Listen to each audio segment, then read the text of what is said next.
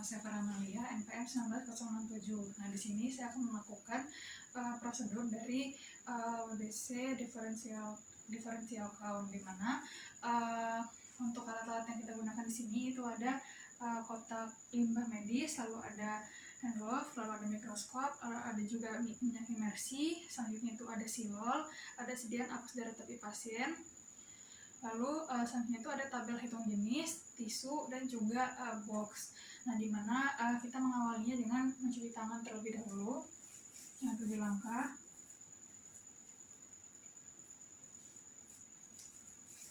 Dan dilanjutkan untuk mengeringkan tangan serta selanjutnya itu menggunakan hand glove.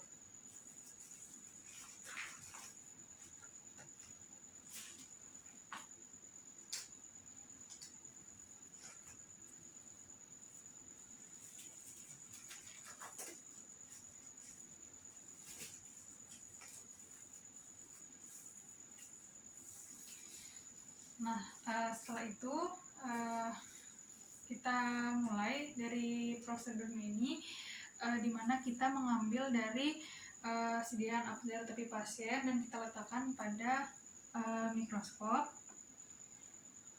Lalu kita amati menggunakan pembesaran objektif 10 kali, di mana untuk kondensornya itu posisinya turun dan juga untuk diafragmanya itu posisinya terbuka.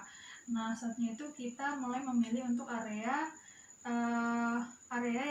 selanjutnya kita mulai untuk memilih area di mana kita untuk mulai menghitung. Nah, untuk area yang baik itu di mana sebaiknya pada area yang sel darah merahnya itu hampir tidak bersentuhan. Nah, setelah itu kita bisa menggunakan atau menambahkan minyak imersi pada pewarnaan. Nah, selanjutnya itu kita bisa menaikkan pembesarannya pada 100 kali, di mana kondensornya itu naik dan diafragmanya itu terbuka. Baik, setelah itu kita amati lagi, fokus untuk melihat dari sel-selnya sehingga selnya itu terlihat jelas.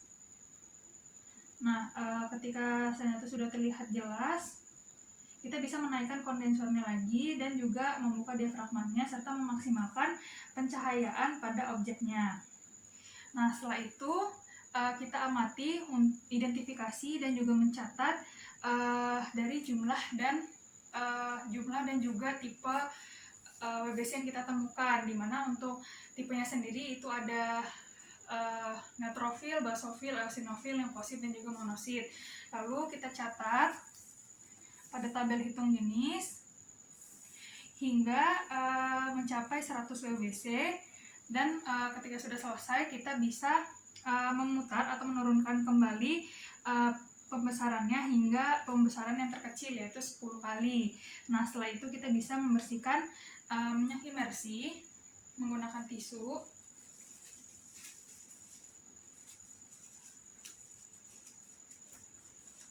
Lalu sediaan apus darah tepinya bisa kita bersihkan menggunakan silol.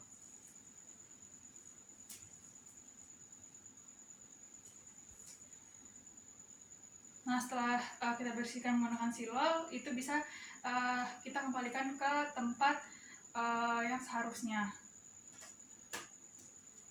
Nah, selanjutnya itu ke tahap dimana cleaning and safety, dimana meletakkan sediaan apus darah tepi ke tempat yang seharusnya, baik di box yang seharusnya. Lalu kita bisa melepaskan hand glove dan juga membuangnya, serta tidak lupa untuk mencuci tangan kembali dengan 7 langkah.